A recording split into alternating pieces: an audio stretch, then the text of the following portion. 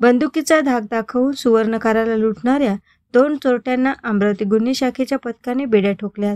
अमरावतीच्या गाडगेनगर पोलीस ठाण्याच्या हद्दीत येणाऱ्या वसुंधरा कॉलनी येथून सुवर्णकार अरविंद जावरे हे जात असताना चोरट्यांनी बंदुकीच्या धाकावर 25 किलो चांदीसह सोनाराला लुटण्याची घटना उघडकीस आली होती. या प्रकरणातील 2 चोरट्यांना गुन्हे शाखेने बेड्या ठोकत त्यांच्या ताब्यातून 3 किलो चांदीचे भांडी व मुद्देमाल जप्त केलाय. तर इतर मुख्य आरोपी अद्यापही फरार असून त्यांच्याकडून अजून मुद्देमाल जप्त करायचा आहे.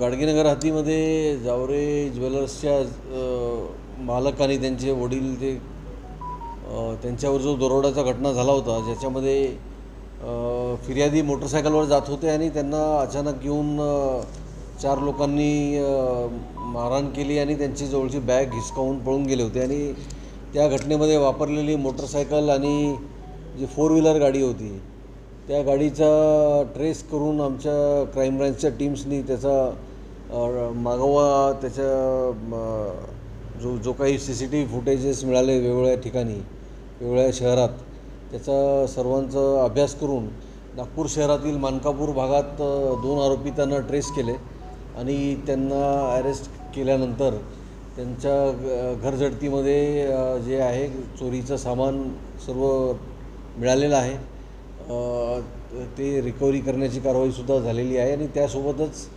घटनामध्ये वापरलेली जी मोटरसायकल आहे तीसुद्धा ट्रेस झालेली आहे. आणि या घटनेमध्ये इतर जे साथीदार आहेत आरोपीचे, मुख्य आरोपीचे, त्यांचासुद्धा मागोवा मिळालेला आहे. ते प्रतापगड जिल्हा UP मधील आरोपी आहेत आणि त्या आरोपींनासुद्धा लवकरात लवकर आम्ही ताब्यात घेऊन त्यांची पुढची जी आहे कायदेशीर कारवाई करण्यात येईल.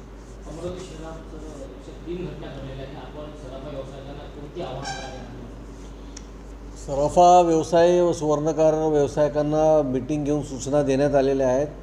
वेळोवेळी त्यांच्या बैठका होत असतात. तर त्या सर्वांना हेच आव्हान आहे की आपले जे मौल्यवान वस्तू, दागिने आणि जे काही ज्वेलरी आहे त्याबद्दल ज्या काही काळजी घेण्याच्या संबंधात जे काही सूचना पोलीस विभागाने दिलेल्या आहेत, त्याच्यामध्ये कॅरी करताना जी काळजी घेतली पाहिजे, शहरात आपल्या दुकानामध्ये जे CCTV लावला पाहिजे आणि काही लोक जे चिटिंग करण्यासाठी मोडस ऑपरेंडी वापरतात, ज्याच्यामध्ये ते लक्ष विचलित करून दुकानातला किंवा आपल्या हातातली बॅग चोरून नेऊ शकतात. तर अशा व्यक्तीपासून सावधान पण राहणे आवश्यक आहे.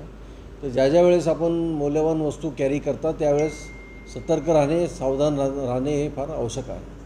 AS न्यूज महाराष्ट्राकरिता अमरावती येथून रुपालीसह अनिल साखरकर.